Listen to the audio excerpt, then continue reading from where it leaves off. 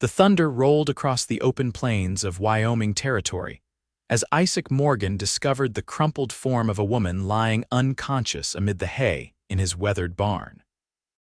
The year was 1876, and the last thing a solitary rancher needed was trouble showing up at his doorstep, especially with the harsh winter approaching. Yet there she was, her dress torn and mudded, her dark hair matted with blood. Isaac set his lantern down on a nearby barrel, the flickering light casting long shadows across the wooden walls. At 32, he'd spent the last decade alone on this land, speaking more to his horses than to people. He knelt beside the woman, noting the rise and fall of her chest. At least she was alive. "Madam," he said, his voice rough from disuse. "Can you hear me?" She stirred slightly, her eyelids fluttering but remaining closed. Isaac ran a hand through his dark hair, considering his options. The nearest town, Silver Creek, was a good 15 miles away, and with the storm worsening, there was no possibility of fetching the doctor tonight. With a sigh, Isaac gently slid his arms beneath the woman and lifted her. She was lighter than he expected, and he could feel her bones through the thin fabric of her dress. As he carried her toward the house, the wind howled around them, driving the rain sideways. His cabin wasn't much, a two-room structure built with his own hands, but it was solid and warm. He shouldered the door open and carried her to his bed, the only proper one in the house. After laying her down, he lit several more lamps, illuminating her face. She was young, perhaps mid-20s, with features that might have been beautiful beneath the dirt and dried blood. A nasty gash ran along her hairline, and bruises were forming on her jaw and around one eye. Isaac filled a basin with water and, with awkward gentleness, began cleaning the blood from her face. As he worked, her eyelids flickered again, and this time they opened, revealing eyes of startling gray-blue, like the sky before a storm. For a moment she stared at him uncomprehendingly. Then terror flooded her expression, and she scrambled backward on the bed, pressing herself against the wall. "Stay back," she cried, her voice hoarse. Isaac immediately raised his hands, showing his palms. "I mean you no harm, madam. Found you unconscious in my barn. You're hurt." The woman's eyes darted around the room, taking in her surroundings. She pressed a hand to her head, wincing as her fingers found the wound. "Where am I?" she asked. "My ranch, about 15 miles west of Silver Creek." Isaac remained where he was, keeping his distance. "I'm Isaac Morgan. This is my place." She seemed to be assessing him, her gaze flicking from his face to his clothes to the room around them. Finally, some of the tension left her shoulders. "I'm Delia," she said. "Delia Hayes." "Miss Hayes," Isaac acknowledged with a slight nod. "Can you tell me what happened to you?" "How you came to be in my barn." Delia's hand trembled as she pushed a strand of hair from her face. I was running from men, bad men." Isaac's jaw tightened. "Outlaws," she nodded, then winced at the movement. "They attacked the stagecoach I was traveling on, killed the driver and the guard. The other passengers too, I think." Her voice broke.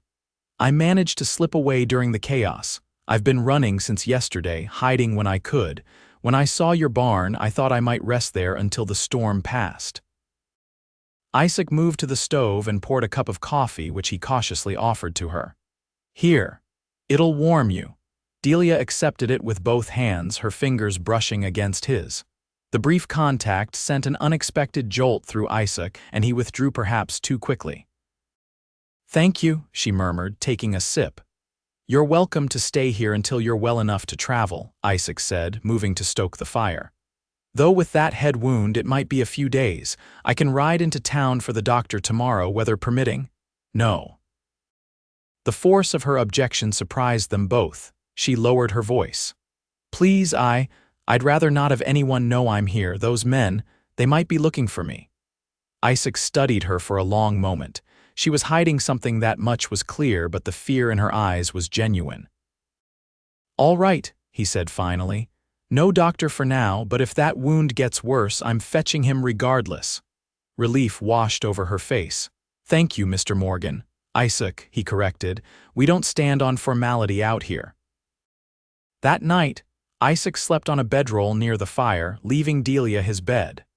Sleep eluded him as he listened to the storm rage outside and contemplated the mysterious woman fate had delivered to his doorstep. Trouble, his instincts warned. Nothing but trouble. Morning came with pale sunlight filtering through the windows. Isaac rose early, as was his habit, and found Delia still sleeping. In the soft light of dawn, with her face relaxed, he could see the beauty that lay beneath the bruises.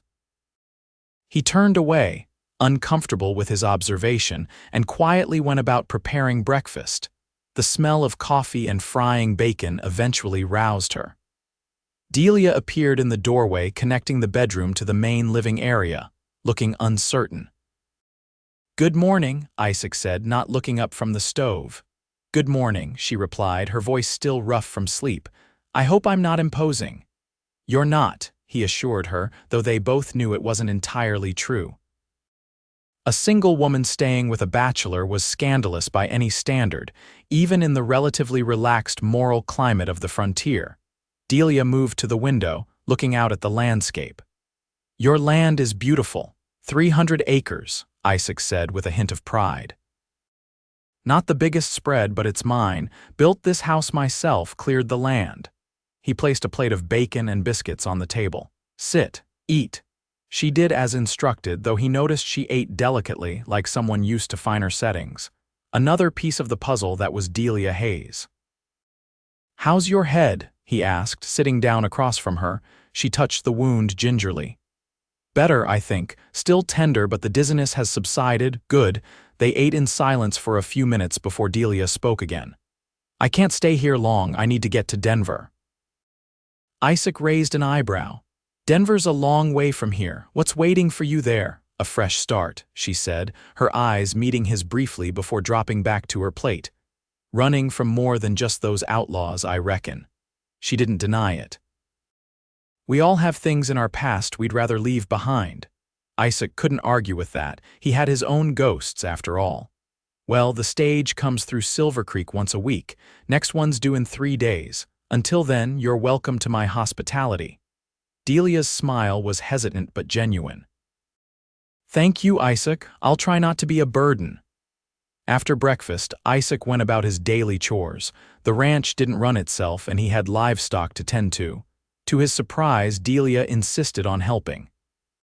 Despite her injuries and what he suspected was a privileged upbringing, she rolled up her sleeves and worked alongside him. "You don't have to do this," he told her as she collected eggs from the chicken coop. "I want to," she replied. "I've spent too much of my life being useless." Throughout the day, Isaac found himself watching her when she wasn't looking. There was something captivating about the way she approached each task with determination, despite her clear unfamiliarity with ranch work. By afternoon, they'd fallen into an unexpectedly comfortable routine, working side by side with minimal conversation. As the sun began to set, casting long shadows across the land, Isaac led Delia to a small ridge overlooking the property. "This is my favorite spot," he admitted, surprising himself with the personal revelation. "When I first came here, I'd sit up here for hours, imagining what this place could become." Delia wrapped her arms around herself against the evening chill. "And did it become what you imagined?" Isaac considered the question. "Parts of it. Some dreams take longer than others." "What dreams are you still waiting on?" she asked, looking at him with genuine curiosity. He hesitated, unused to sharing his thoughts. "A proper herd of cattle, more horses, maybe a bigger house someday." What he didn't say, what he'd never admitted aloud, was that he'd once dreamed of a family to fill that house. A wife to share his bed, children to inherit his land. But years of solitude had worn those dreams thin, until he'd nearly convinced himself he was content with his lone existence. "It's a good life," he added, as if to reassure himself as much as her. Delia was quiet for a moment, her gaze sweeping across the land. "It seems peaceful, safe." The wistfulness in her voice spoke volumes about the life she'd left behind. Back at the cabin, Isaac prepared a simple dinner while Delia washed up. When she emerged from the bedroom, he noticed she'd done something with her hair, arranging it to partially hide her healing wounds. The simple gesture of vanity struck him as endearing. Over dinner, the conversation flowed more easily. Isaac found himself telling her about his journey west from Pennsylvania, the years he'd spent working other men's ranches before saving enough to claim his own land. "What about family?" Delia asked. "Do you have any back east?" Isaac shook his head. "Parents died when I was young, was raised by an uncle who didn't much care if I lived or died, no siblings that I know of." "I'm sorry," she said softly. He shrugged. "It was a long time ago. What about you?" "Besides the men who attacked your stagecoach, what are you running from?" Delia's expression closed off momentarily, then she seemed to make a decision. "My husband," she said, her voice barely above a whisper. Isaac felt an inexplicable disappointment at the revelation that she was married, quickly followed by concern. "Your husband did that to your face," she nodded, her fingers unconsciously touching the fading bruises. "Among other things, he's a powerful man in St. Louis, connected. The kind of man who always gets what he wants." She took a shaky breath. "I finally found the courage to leave, took what money I could and ran. And the men who attacked the stagecoach, I don't know for certain, but it wouldn't be the first time he's hired men to do his dirty work." Her eyes met Isaac's, filled with a mixture of fear and determination. "If he finds me, he'll kill me." The declaration hung in the air between them. Isaac felt a surge of protectiveness that surprised him with its intensity. "He won't find you here," he said firmly.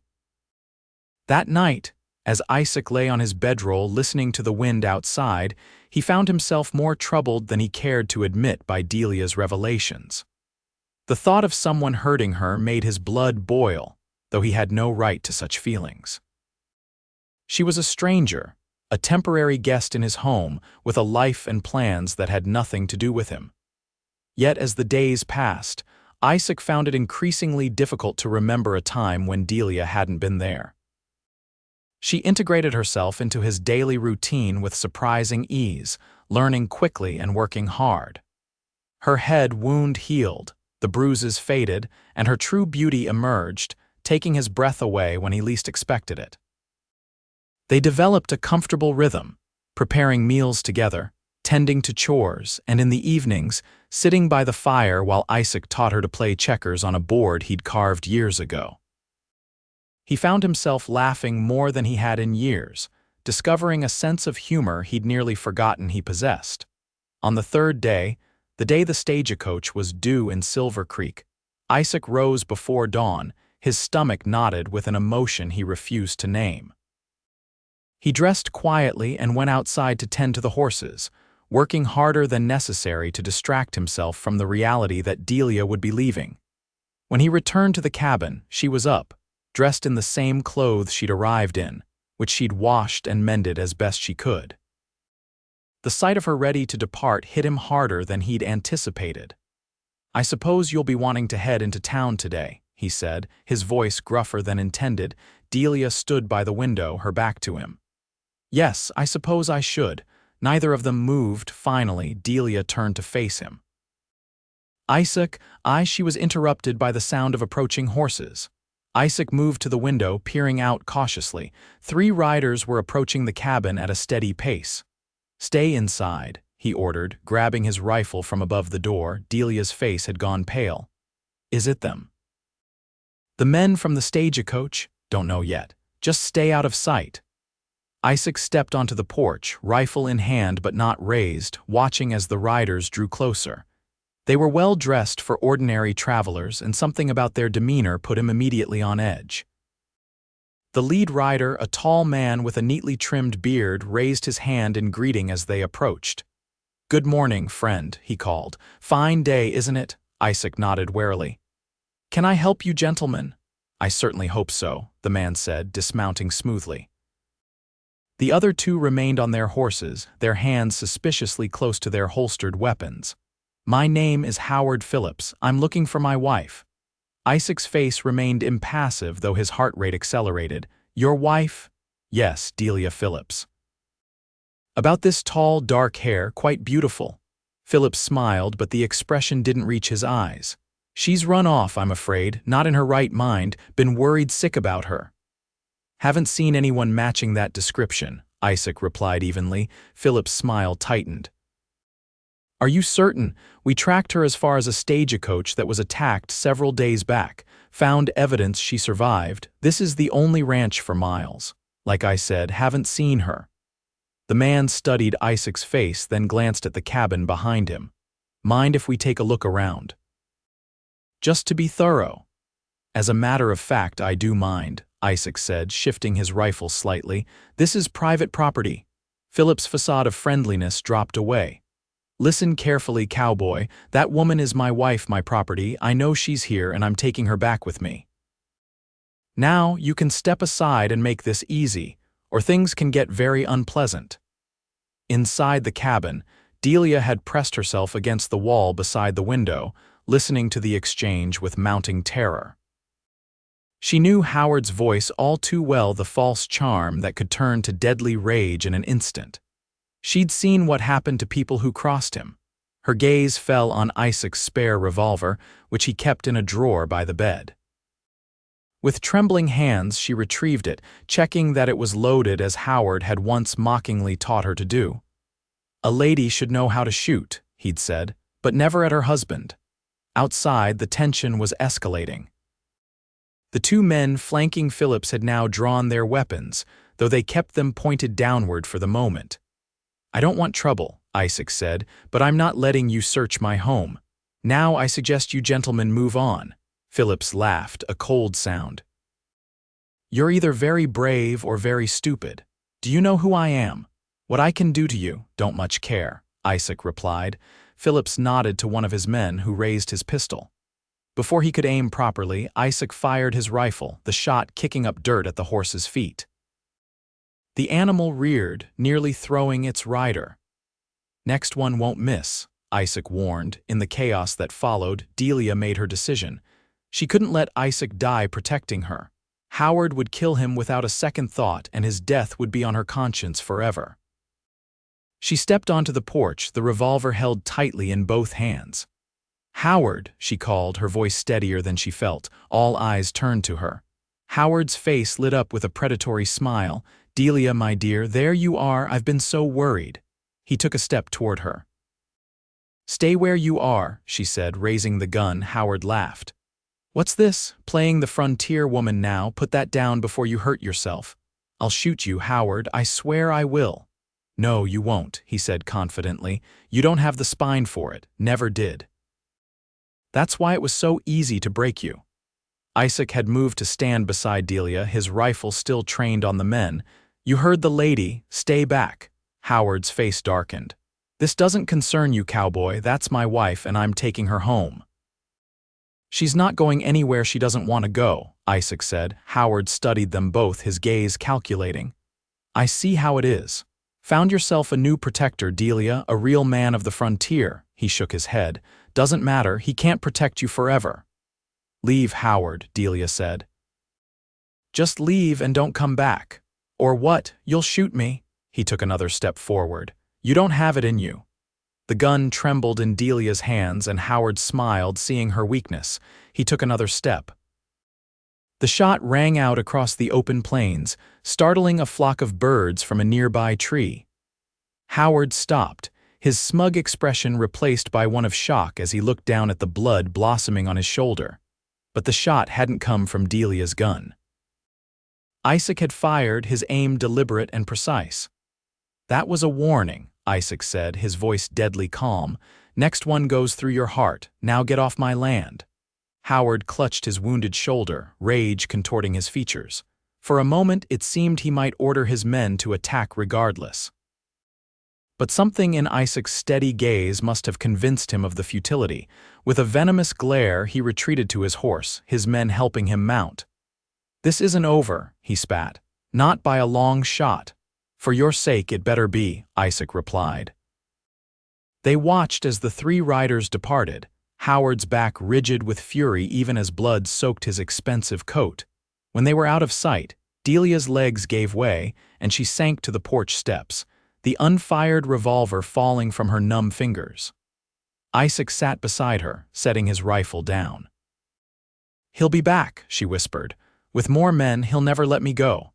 Isaac was quiet for a long moment. "Then we'll be ready," he finally said. Delia looked at him in disbelief. Isaac, this isn't your fight. I can't let you risk your life for me." "Already did," he pointed out with the ghost of a smile. "Might as well see it through." "Why?" she asked, searching his face. "You don't even know me." Isaac met her gaze, and something in his eyes made her breath catch. "I know enough," he said simply. That night they formulated a plan. Howard would indeed return, probably within days once his wound was treated. He would bring more men expecting a fight, but they wouldn't be there. "I have a friend," Isaac explained as they sat by the fire. "Jack Thompson has a ranch about 50 miles north of here. He owes me a favor." 50 miles is a long way," Delia said doubtfully. "We leave at first light, traveling light and fast. Can be there by nightfall if we push it." Delia stared into the flames. "And then what? I keep running for the rest of my life." Isaac was silent, considering. "There's law in this territory." "Not much, but some. Your husband shot a man, assaulted you, that counts for something. He has friends in high places, judges, politicians. Not out here, he doesn't." Isaac leaned forward. "Listen, Delia, men like your husband, they have power because people are afraid of them. Because they control everything around them. But out here, he's just a man with a bullet hole in his shoulder." A flicker of hope lit in Delia's eyes, then faded. "Even if that's true, I have nowhere to go, no family, no money of my own." Isaac hesitated, then spoke carefully. "You could stay. Here, I mean, after it's all settled." Delia looked up sharply. "Stay? As what?" The question hung between them, heavy with implication.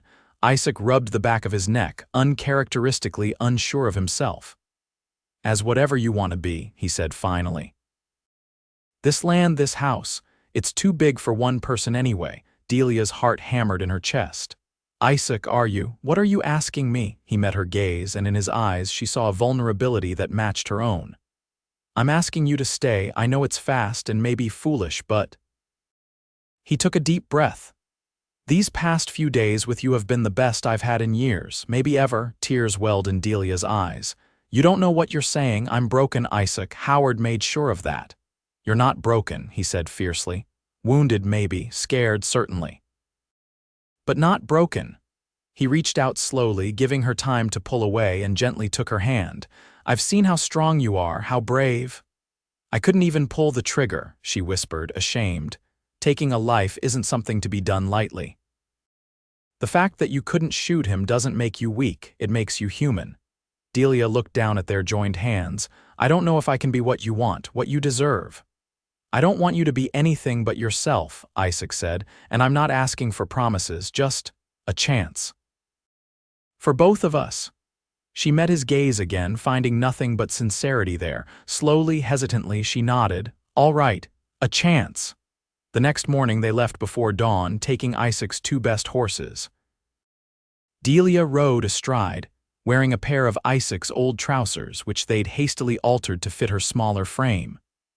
They traveled hard throughout the day, stopping only when necessary to rest the horses. As they rode, Isaac pointed out landmarks, telling stories about his early days in the territory. Delia listened, gradually relaxing as the miles stretched between them and the ranch, between her and Howard. By late afternoon, they reached a small settlement consisting of little more than a general store, a saloon, and a handful of rough cabins. "Willow Creek," Isaac explained as they dismounted to water the horses. "Last outpost before Thompson's place." The settlement seemed deserted, but as they approached the general store, an old man emerged, eyeing them suspiciously. "Afternoon," Isaac greeted him. The man squinted. "Morgan, ain't it? Isaac Morgan?" "That's right. Passing through. Just stopping to rest the horses. Heading to Thompson's place." The old man's gaze shifted to Delia, taking in her unusual attire and the fading bruises on her face. Something like understanding flickered in his rheumy eyes. "Might want to hurry along," he said in a low voice. "Had some fellows through here earlier today, city types asking questions about a woman." Delia felt her blood run cold. Isaac's hand moved to rest protectively on her back. "How many?" he asked. 5, maybe 6, armed to the teeth. Headed north. The old man spat tobacco juice onto the dirt. Didn't like the look of them. Isaac nodded grimly. Much obliged for the warning. They remounted quickly, pushing their tired horses to a faster pace. The sun was setting when they finally saw Thompson's ranch in the distance, a sprawling property larger than Isaac's, with several outbuildings surrounding the main house. As they approached, a man appeared on the porch, rifle in hand. He was older than Isaac, with a weathered face and a thick mustache streaked with gray. "Who goes there?" he called. "Jack, it's Isaac Morgan." The man lowered his rifle, peering into the gathering darkness. "Isaac, what in tarnation are you doing here?" They dismounted in the yard, and Isaac quickly made introductions. "Jack, this is Delia Hayes. Delia, Jack Thompson, an old friend and the second worst poker player in the territory." Jack shook Delia's hand, his expression curious but not judgmental. "Any friend of Isaac's is welcome here." "Come on inside. You both look dead on your feet." Once inside the comfortable farmhouse, Isaac explained their situation in terse, efficient terms. Jack listened without interruption, occasionally glancing at Delia with sympathy. "So you think this Phillips fella is headed this way?" He asked when Isaac finished, if he picked up our trail. "Yes. Man at Willow Creek said they passed through earlier today." Jack stroked his mustache thoughtfully. "Well, you came to the right place. Got 4 ranch hands here, all handy with a gun. Plus the missus is a better shot than most men I know." As if summoned by his words, a stout woman with kind eyes entered the room, wiping her hands on her apron. "Heard we have guests," she said, smiling warmly at Delia. "I'm Martha Thompson." Delia found herself enveloped in a motherly hug before she could respond. The simple human contact brought unexpected tears to her eyes. "You poor dear," Martha murmured, noting Delia's reaction. "Come with me. I'll find you some clean clothes and draw you a bath." Delia glanced at Isaac, who nodded encouragingly. As Martha led her away, she heard Jack say, "Never thought I'd see the day, Isaac Morgan bringing a woman to my door." "It's not like that," Isaac's voice replied, though without much conviction.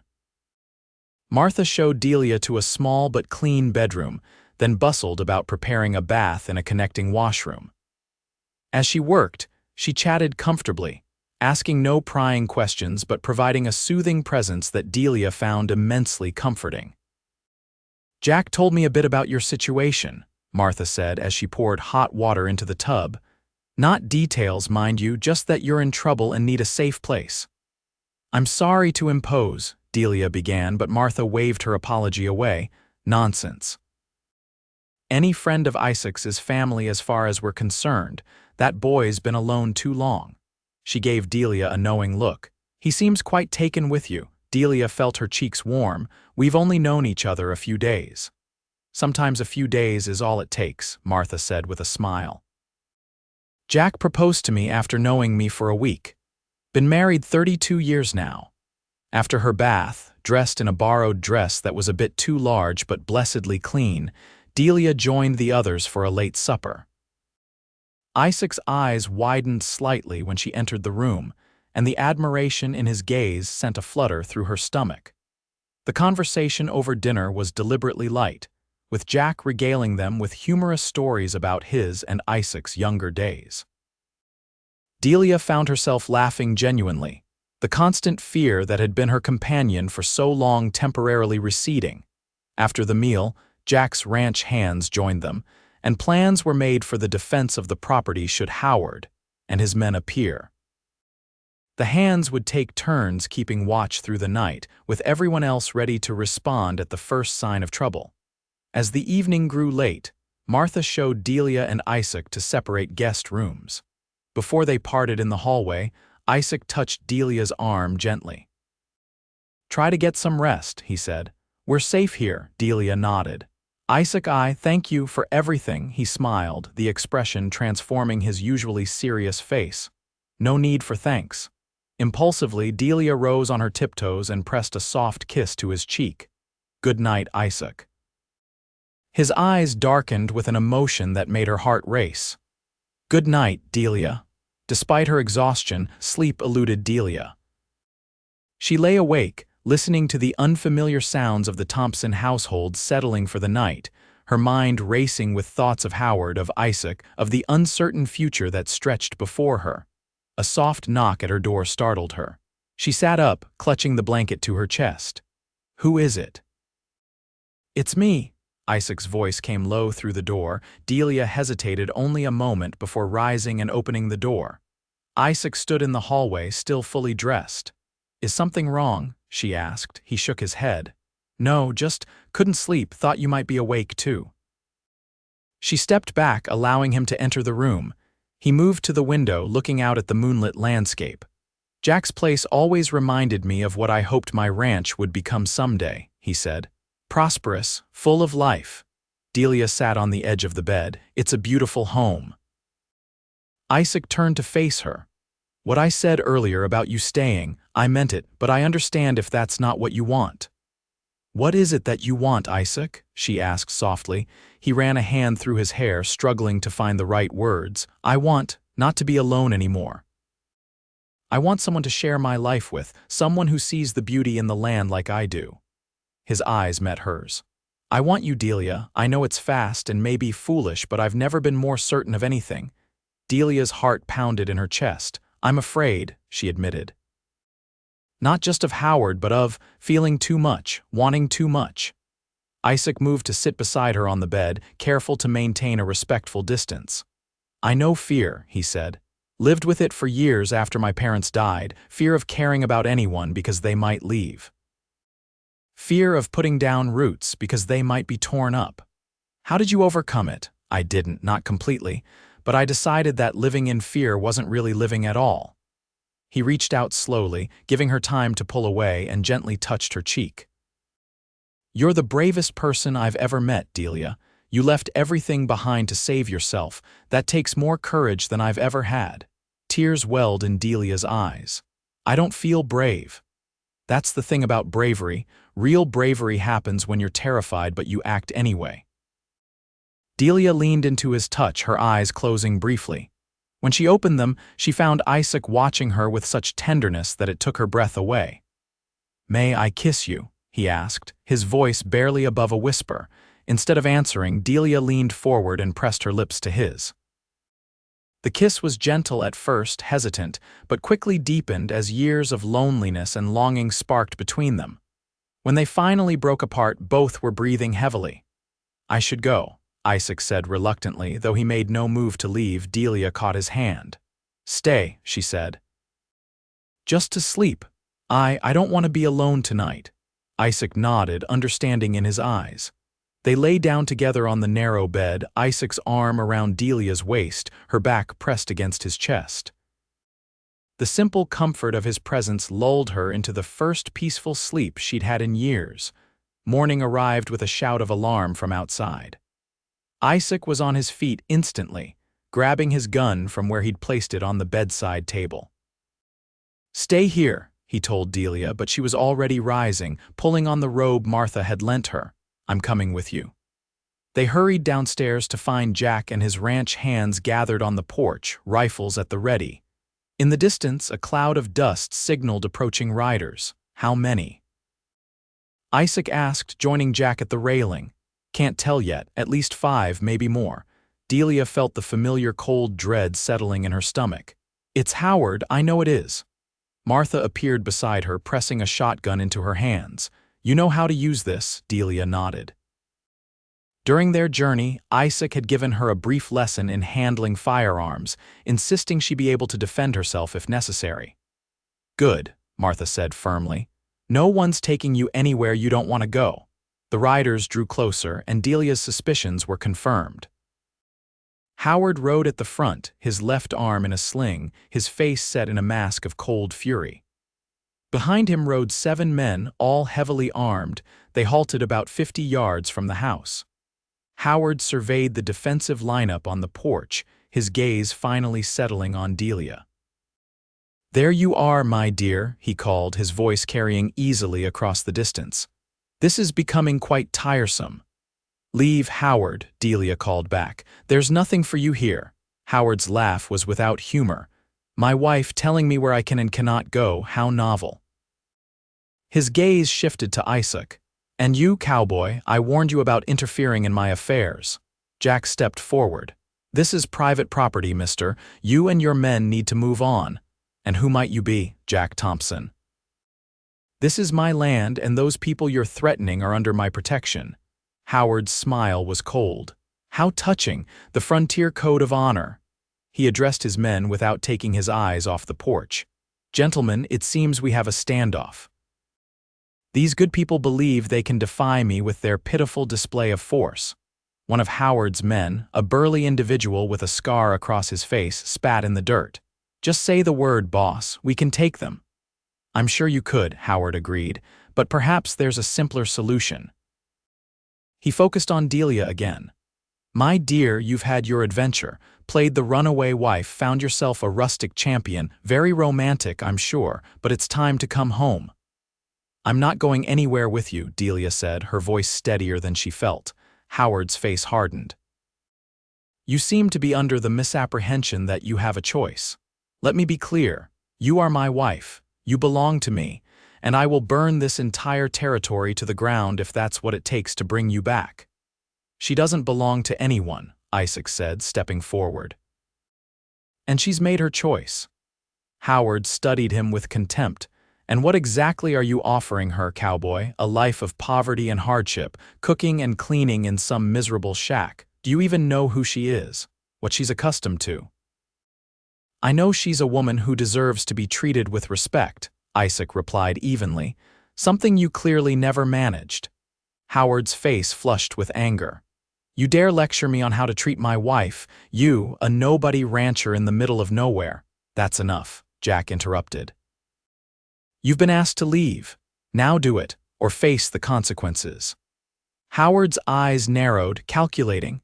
He was outnumbered, but his men were professional gunmen, while Jack's ranch hands, though capable, were primarily cowboys.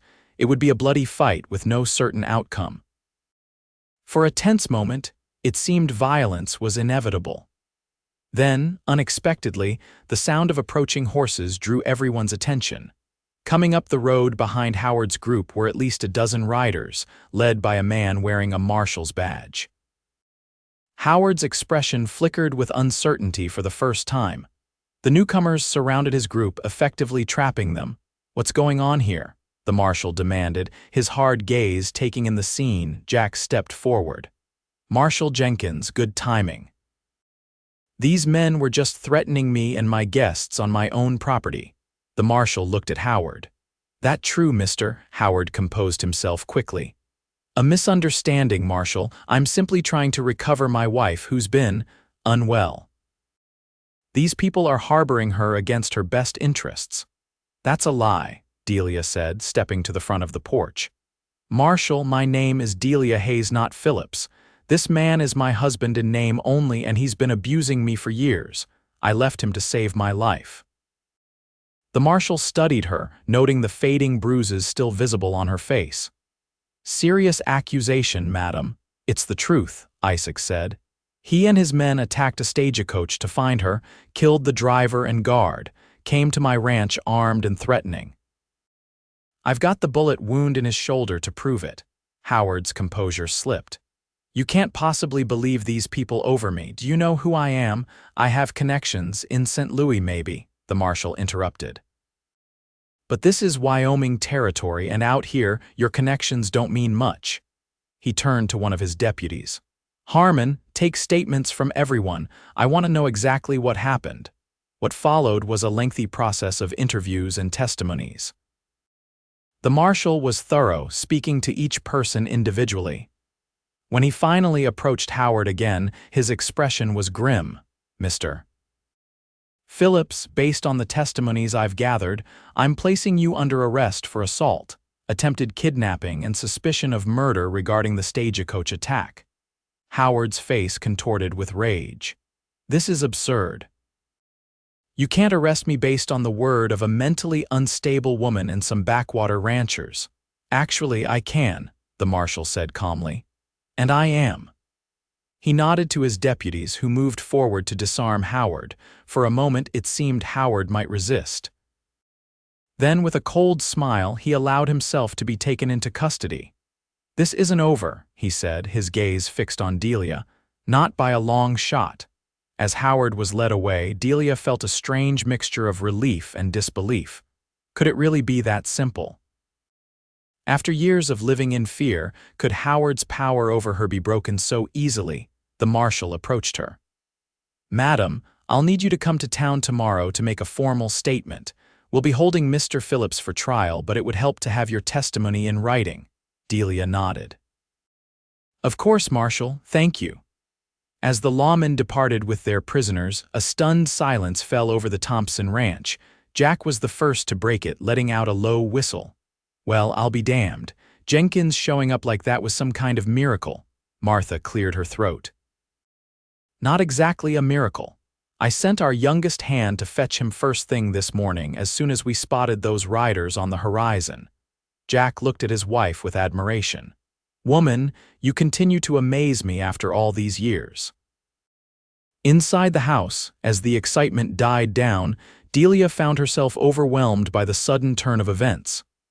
She sat at the kitchen table, hands wrapped around a cup of coffee, trying to process everything that had happened. "Are you all right?" Isaac asked, sitting beside her. "I don't know," she admitted. "I can't quite believe it. Howard's never faced consequences for anything before."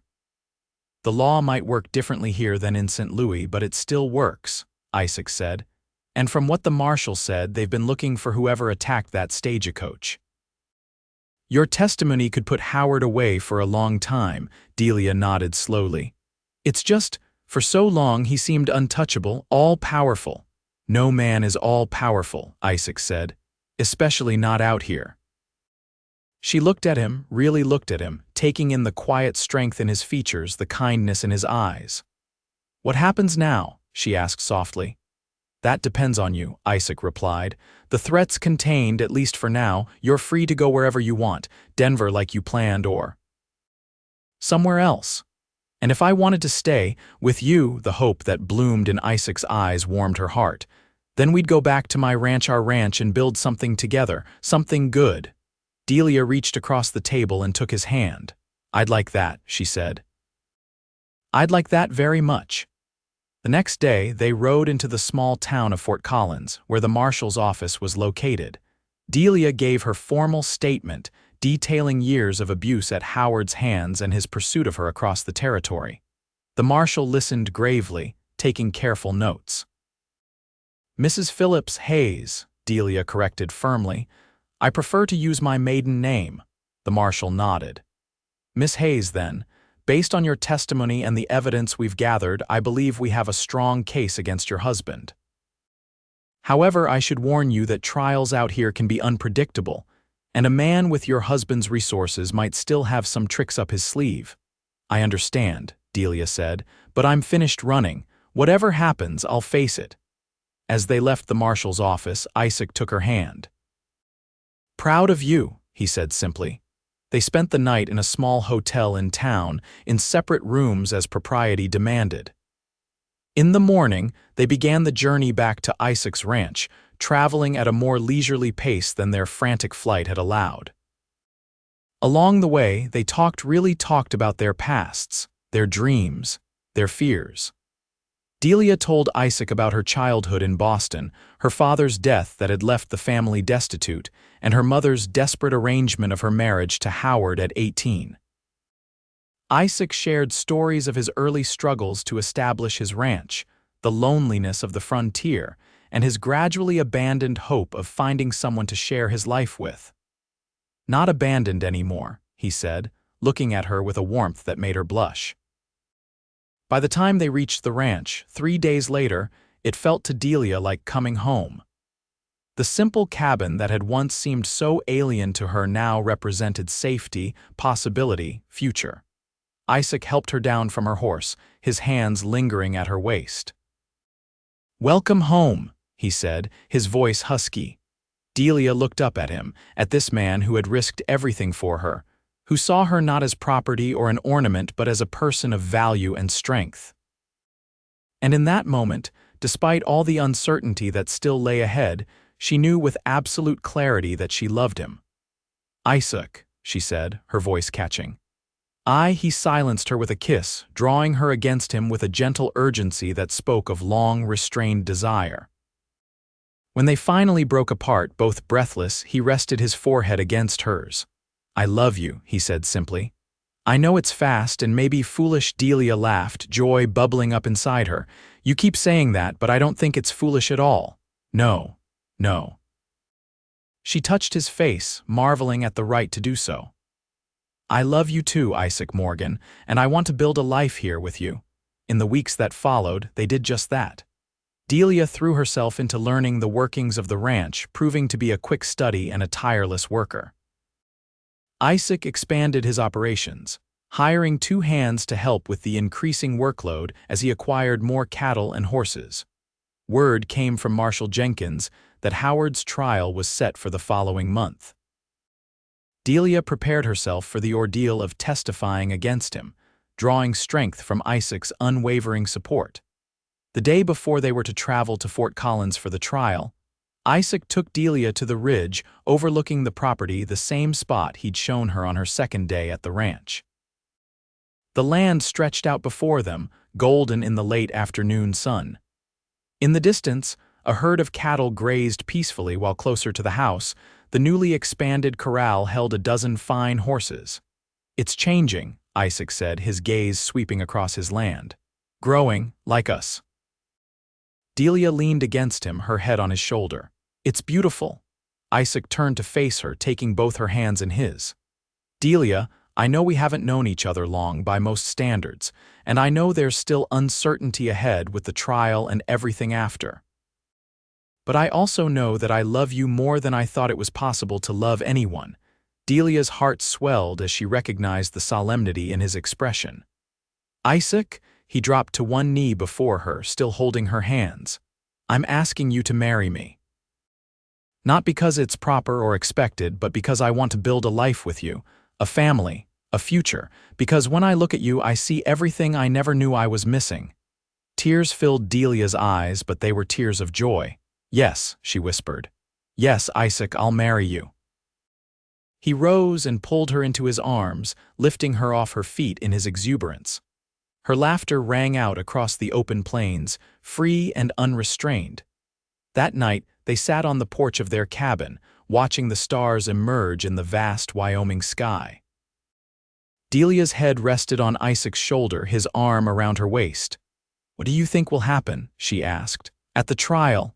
Isaac was quiet for a moment. "I don't know," he admitted, "but whatever happens, we'll face it together." Delia nodded, finding comfort in his words. Together. The trial was a sensation in Fort Collins. Howard Phillips, wealthy businessman from St. Louis, charged with assault, attempted kidnapping, and accessory to murder. The small courthouse was packed each day, curious locals eager to witness the proceedings. Howard had indeed used his resources to hire the best lawyer available, a slick city attorney who attempted to paint Delia as unstable and ungrateful. But Delia stood firm under questioning, her quiet dignity and clear recounting of Howard's abuse more compelling than any theatrical performance. Isaac testified about finding Delia injured in his barn, about Howard's threatening visit to the ranch, and about the shooting at Thompson's place. Jack and Martha corroborated his account, as did Marshal Jenkins regarding the evidence found at the stagecoach attack site. The trial lasted 5 days. On the 6th day, the jury delivered its verdict, guilty on all counts. Howard was sentenced to 20 years in the territorial prison. As he was led away, Howard locked eyes with Delia one last time. "This isn't over," he mouthed, but the threat held no power over her anymore. Outside the courthouse, Isaac pulled Delia into a tight embrace. "It's done," he murmured into her hair. "It's really done." They were married a week later in a simple ceremony at the ranch, with Jack and Martha Thompson as witnesses. Delia wore a new dress of pale blue with wildflowers in her hair. Isaac, uncomfortable but handsome in his best clothes, couldn't take his eyes off her throughout the ceremony. The local preacher pronounced them husband and wife just as the sun was setting, casting a golden glow over the gathering. As Isaac kissed his bride, Cheers erupted from the small group of friends and neighbors who had come to celebrate with them. That night, alone in the cabin that was now truly their home, Isaac and Delia came together as husband and wife, their passion tempered with tenderness, their love deepened by all they had overcome to be together. As they lay entwined in the aftermath, Delia traced the line of Isaac's jaw with her fingertips. "I never thought I could be this happy," she confessed. "After Howard, I didn't think I'd ever trust anyone again." Isaac caught her hand and pressed a kiss to her palm. "You're the strongest person I know, Delia Morgan." She smiled at the sound of her new name. "I had something to be strong for, someone." Autumn turned to winter and the ranch settled into a peaceful rhythm. Delia proved to be not only a capable ranch wife but a shrewd business partner, her education and intelligence bringing new perspectives to Isaac's operations. Together, they expanded the ranch, investing in better breeding stock and improved facilities. When spring arrived, bringing new life to the land, Delia discovered she was carrying a child. Isaac's joy was boundless, his protective instincts toward her intensifying as her belly swelled with their growing baby. Their daughter, Elizabeth Martha Morgan, was born on a clear autumn day with Martha Thompson serving as midwife. Isaac paced outside until Martha finally called him in to meet his child. The sight of Delia, tired but radiant, holding their tiny daughter, brought tears to his eyes. "She's perfect," he whispered, sitting carefully on the edge of the bed and reaching out to touch the baby's impossibly small hand. "She looks like you," Delia said, smiling as the baby wrapped her fingers around her father's thumb. "Poor child," Isaac joked, but his eyes were filled with wonder. As Elizabeth grew, so did the ranch. Isaac's dream of a proper cattle operation became reality, with his herds now numbering in the hundreds. The original cabin was expanded into a comfortable home, with room for their growing family and the occasional visitor. 2 years after Elizabeth's birth, Delia gave birth to a son, whom they named James Jack Morgan. The boy had his mother's thoughtful gray-blue eyes and his father's determined chin, a perfect blend of them both. Life wasn't always easy.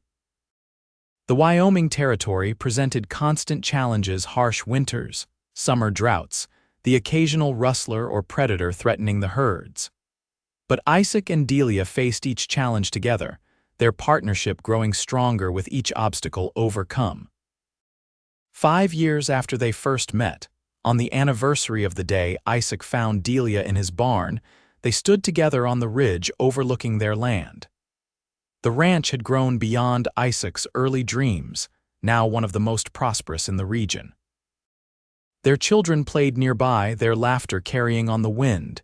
"Did you ever imagine this?" Delia asked, gesturing to the thriving operation below them. "When you first came here," Isaac shook his head. "I imagined the ranch maybe, the cattle, the horses, but not the rest." He pulled her close. "Not you, not our children, not this happiness." Delia leaned into his embrace, thinking of the terrified woman she had been when she fled Howard, the desperate fugitive who had collapsed in a stranger's barn. "Neither did I." "I thank God every day that you found your way to my barn," Isaac said, his voice rough with emotion. "And I thank God every day that you found me," Delia replied, turning in his arms to face him. "That you gave me shelter when I needed it most." Isaac touched her face gently, his eyes filled with love. "Best decision I ever made." As the sun set over their land, casting long shadows across the plains they both loved, Isaac and Delia Morgan stood together, surrounded by the life they had built, not just the ranch and its operations, but the family, the love, the deep connection that had begun on a stormy night when a solitary cowboy had found an unexpected gift in his barn, the love of his life. Behind them, Elizabeth called out, having discovered a wildflower of particular beauty. James toddled after his sister, determined to keep up. Isaac and Delia turned together, hand in hand, to join their children, their future stretching out before them as vast and promising as the Wyoming sky above. In the years that followed, the Morgan Ranch became a landmark in the territory, known for its fine horses and quality cattle. Isaac and Delia's partnership proved to be as successful in business as it was in love, their complementary strengths creating an operation that thrived even as others struggled. News eventually reached them that Howard Phillips had died in prison, the victim of pneumonia during a particularly harsh winter. Delia received the news with a complex mix of emotions: relief, a strange sense of grief for the man he might have been, and finally, closure. "Are you all right?" Isaac asked that night, finding her sitting alone on the porch after the children were asleep. "Yes," she said truthfully. "I feel free, completely free for the first time." Isaac sat beside her, taking her hand. "You've been free since the day you decided to leave him." That took more courage than most people will ever know. She smiled at him, this man who had seen her strength when she herself had doubted it. "I couldn't have done it without you." "Yes, you could have," he said with certainty, "but I'm glad you didn't have to." As their children grew, Isaac and Delia made sure they understood the value of hard work, honesty, and kindness. Elizabeth, with her father's quiet determination and her mother's quick intelligence, showed a natural talent for business. By the time she was 16, she was keeping the ranch books better than either of her parents. James, more contemplative than his sister, developed a special way with animals. His gentle touch could calm the most fractious horse, his patience unmatched when it came to nursing a sick calf back to health. When Elizabeth was 18, she surprised her parents by announcing her intention to attend college in Denver. "The ranch will always be here," she assured them. "But I want to learn more, see more. Like Mother did."